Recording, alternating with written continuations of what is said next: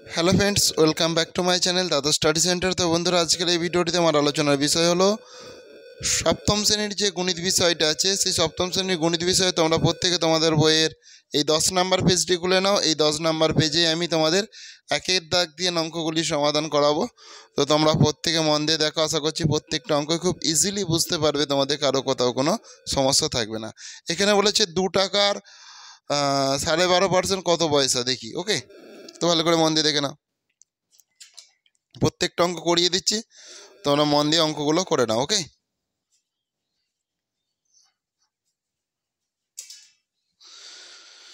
দেখো ভালো করে দেখো। 2 টাকার একের দাগের 1, 2 টাকার 12.1 শতাংশ সমান কত পয়সা? কত পয়সা? আগে তোমরা একটা জিনিস ভালো করে জানো, আমি যদি টাকাকে পয়সাতে আনতে চাই, টাকাকে পয়সাতে আনতে চাই, তাহলে 1 টাকা সমান কত পয়সা? 100 পয়সা। তাহলে 2 টাকা সমান কত পয়সা? 200 পয়সা। Good girl. আচ্ছা, তাহলে 2 টাকার জায়গায় আমি কি করব? 200 করে দিচ্ছি, মানে টাকার হবে না, এটা কি হয়ে যাবে? পয়সা। গুণিতক দেখো, 2 12 দুগুণে 24, আর একে কত? 25-এর 2, 25-এর 2। ওকে, আর এখানে দেখো, এই যে এটাকে কি চিহ্ন বলে? এটাকে শতাংশ চিহ্ন বলে। এইটা এখান থেকে যদি আমি উঠিয়ে দিতে চাই, তাহলে কি করব? নিচে 100 করব, গুণ আকারে নিচে 100 করব, গুণিতক 100 করে দিলাম। বুঝেছো?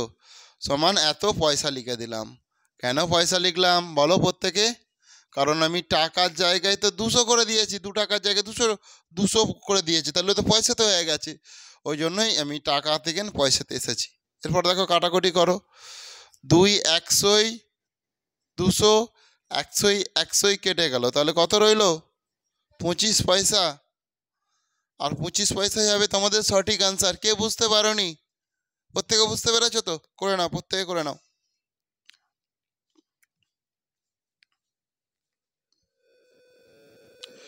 দেখো এরপরে দেখো, তোমরা প্রত্যেকে 2 এর দাগের অঙ্কটা ভালো করে মন দিয়ে দেখো। বলেছে 840 গ্রামের 30 শতাংশ সমান কত গ্রাম, দেখি। তাহলে 840 গ্রামের 30 শতাংশ মানে 30 বাই এই শতাংশটা তোলার জন্য নিচে কত হয়ে যাবে? 100। এখানটা গ্রাম লিখে দাও। ওকে, তাহলে দেখো, এই শূন্য এই শূন্য কাটা, এই শূন্য এই শূন্য কাটা, সমান 84 গুণিতক 3 গ্রাম। ওকে, 4 3 12 2, আর থেকে 1, 8 3 24, আর 1 25, সমান 252 গ্রাম। করে নাও প্রত্যেকে।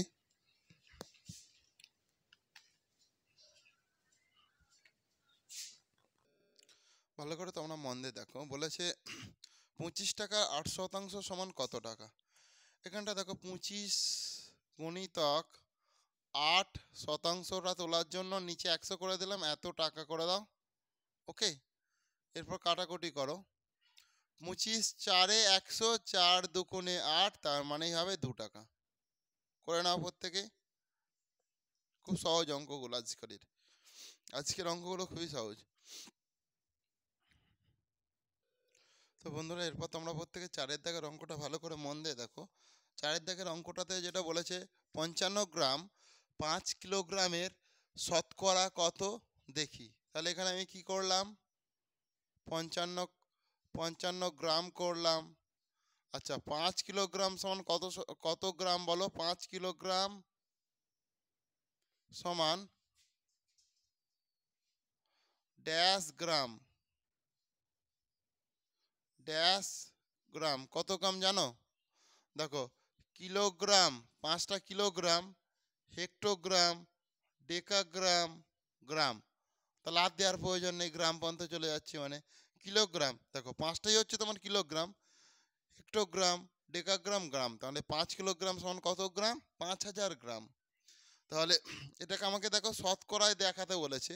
তাহলে 55/5000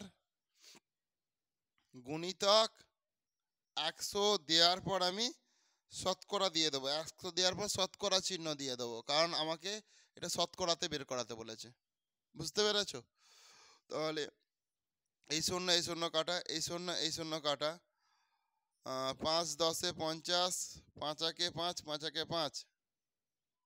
ওকে, তাহলে দেখো এটা কি হয়ে যাবে, কি হচ্ছে দেখো, 11/10 শতাংশ। তার মানে হচ্ছে তুমি এখানটায় 11, এখানটাকে 10 দিয়ে ভাগ করো, 10 একে 10, 1, তাহলে এই একটা এখানটায় চলে যাবে, এই 10টা এখানটায় চলে আসবে, তাহলে 1/10।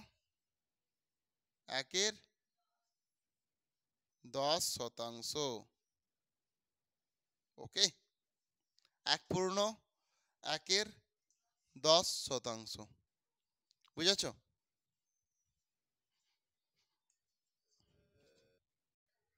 তো দেখে নাও ভালো করে, 1/5 অঙ্কটা দেখে নাও প্রত্যেকে। বলেছে 1.25 টাকা, 5 টাকার, কত টাকার, 5 টাকার শতকরা কত, দেখি শতকরা মানে আমাকে এখানে 100 দিয়ে পার্সেন্টেজ চিহ্ন দিতে হবে।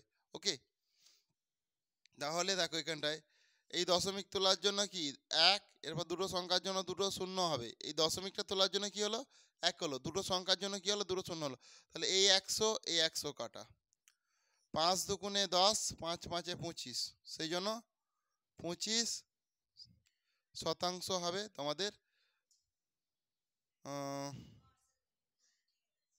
25% হবে তোমাদের সঠিক উত্তর। করে নাও প্রত্যেকে।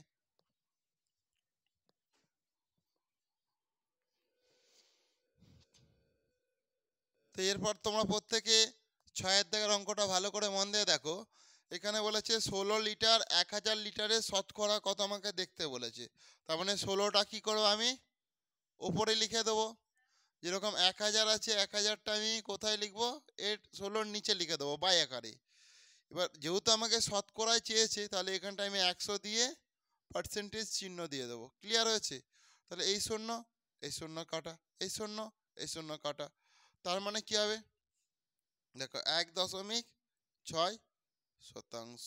ওকে, কেন এটা হলো দেখো, তুমি এখানে দেখো 16 আছে উপরে, নিচে 10 আছে, এই যে 16 আছে না, একে দেখো 10 একে 10 হয়, 6 দশমিক খালে কত, 0, 6 10 6 60, তাহলে কি হচ্ছে 1.6 হচ্ছে তো। আর এই যে শতকরা আছে, সেই জন্য শতকরা চিহ্ন আমি বসিয়ে দিলাম। বুঝতে পেরেছো? অসুবিধা নেই তো, করে নাও প্রত্যেকে।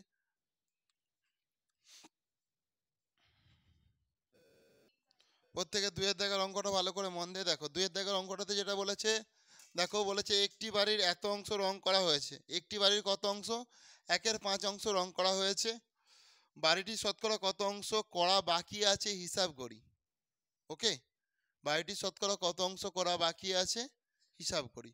তাহলে একটি বাড়ির কত অংশ রং করা হয়েছে, 1/5 অংশ। তাহলে বাড়িটি রং করা হয়েছে সমান,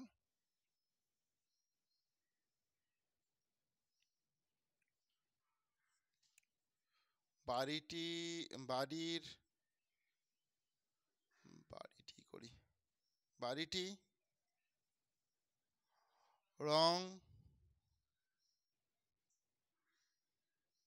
রং করা হয়েছে, রং করা হয়েছে সমান কত অংশ রং করা হয়েছে বলো, 1/5 অংশ, 1/5 অংশ। অতএব বাড়িটি শতকরা রং করা হয়েছে, অতএব বাড়িটি শতকরা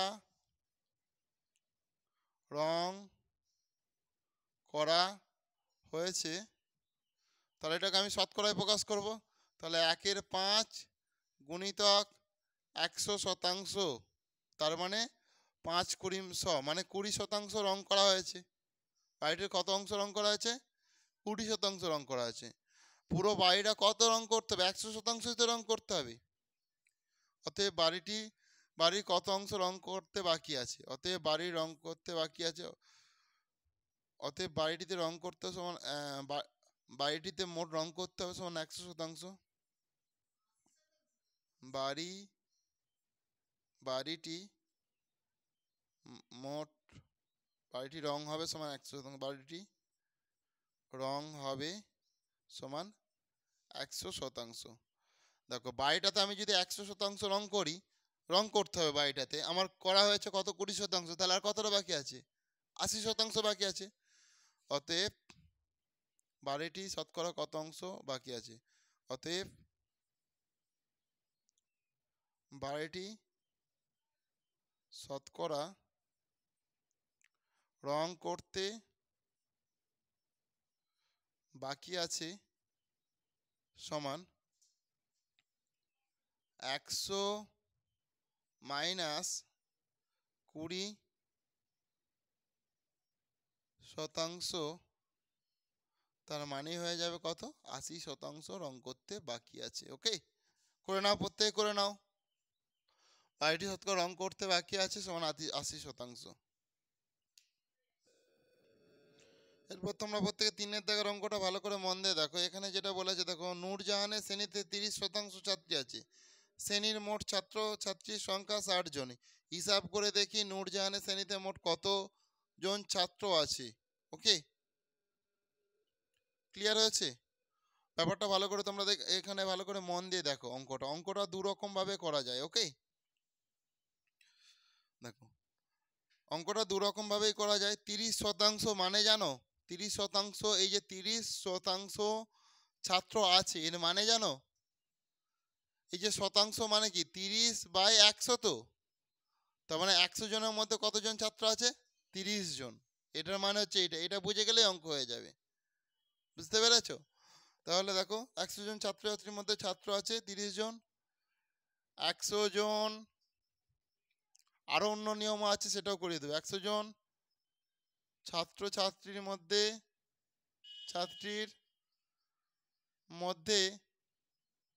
ছাত্র আছে সমান 30 জন। 30 জন। একজন ছাত্রছাত্রীর মধ্যে ছাত্র আছে সমান 30/100 জন। ওকে, অতএব 60 জন ছাত্রছাত্রীর মধ্যে ছাত্র আছে সমান 30/100। 30/100 গুণিতক 60। তাহলে এই শূন্য কাটা, এই শূন্য কাটা, তাহলে কত? 6 × 6 = 6 × 3 = 18। 18 জন, দাঁড়াও একটু দেখি।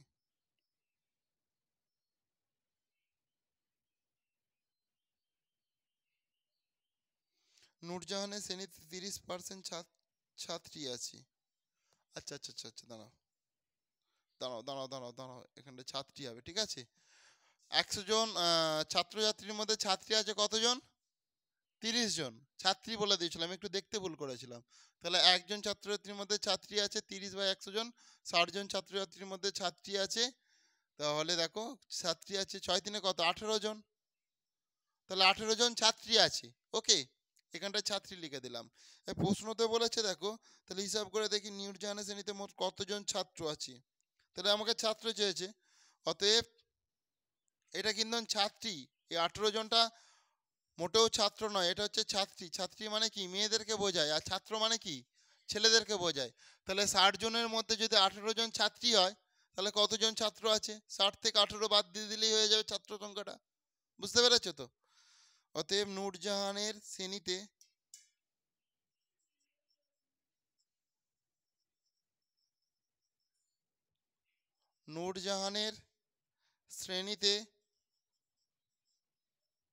শ্রেণীতে ছাত্র আছে 60 - 18 জন সমান 42 জন সমান 42 জন। ওকে, বুঝতে পেরেছো? তো বন্ধুরা, আজকের ক্লাসটা তাহলে আমি এখানেই শেষ করলাম। আর ক্লাসটি তোমাদের কেমন লাগলো তোমরা তা প্রত্যেক কমেন্টে জানিও। আর ক্লাসটি যদি তোমাদের প্রকৃত ভালো লেগে থাকে তাহলে অবশ্যই তোমরা বেশি বেশি পরিমাণে একটু বন্ধু বান্ধবদের মধ্যে শেয়ার করে দিও। তো তো থ্যাংক ইউ বন্ধুরা, আসছি তাহলে নেক্সট ক্লাসে আবার দেখা হবে। প্রত্যেকে ভালো থেকো।